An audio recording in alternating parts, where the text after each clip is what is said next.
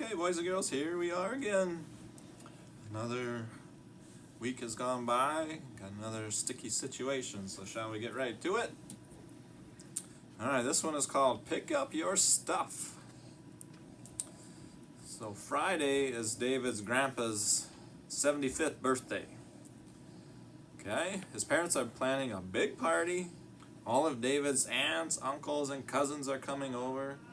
Now his parents have spent the morning cleaning, baking, and getting the house ready. David's mom comes to the family room where David and his brother had been playing. His brother is left for a trumpet lesson, so David's mom looks straight at him and says, "Young man, I want you to pick up all your stuff and straighten up this room."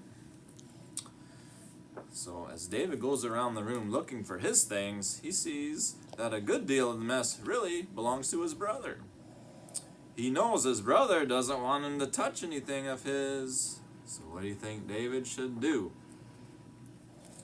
Alright, here's his three options. Should David pick up all the stuff in the room and deal with his brother later? Pick up only his stuff and let his mom deal with his brother? Or rake his brother's stuff into one big pile and tell him he didn't touch any of it? So, what do you think? Alright, so let's go to the Bible and see what advice that has to give us about this situation. So this is in Jeremiah chapter 7, verses 23 and 24. Alright, but this is what I commanded them, saying, "Obey my voice, and I will be your God, and you shall be my people, and walk in all the ways that I have commanded you, that it may be well with you." Yet they did not obey or incline their ear, but followed the counsels and dictates of their evil hearts, and went backward and not forward. So, what does that tell us about obedience? So, boys and girls, who are you supposed to obey? Who's the number one person you're supposed to obey? Well, that's God. Alright? And after that is your parents, right?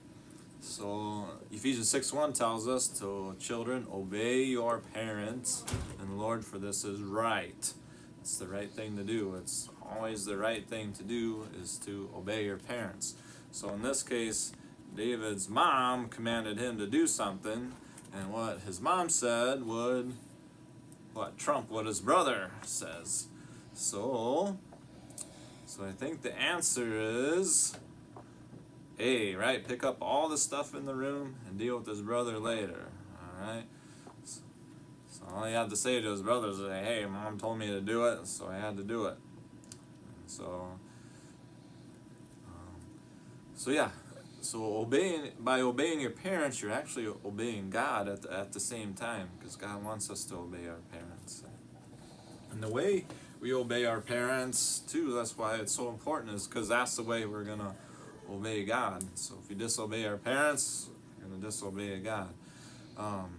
And not only that, but probably other authorities like your teachers, government leaders, policemen. You know, it's very important we obey all those who are in authority over us. The only reason we can't is when they're going to tell us to sin, when that goes against God's laws. But that is the only reason God gives us for not following the orders of those in authority. And unfortunately for you boys and girls, pretty much everybody is in authority over you. So. Alright, how are we doing on the books of the Bible? Should we say the New Testament books real quick? Alright, let's go.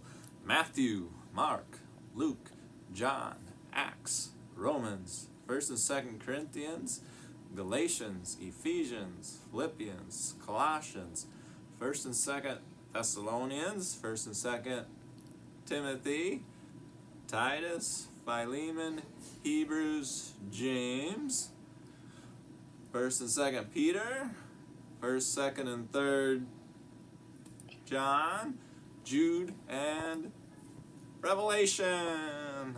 I hope you're getting it.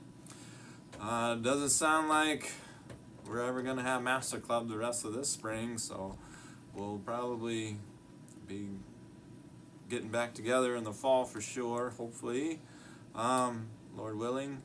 And but we'll keep in touch. Until then, bye, boys and girls.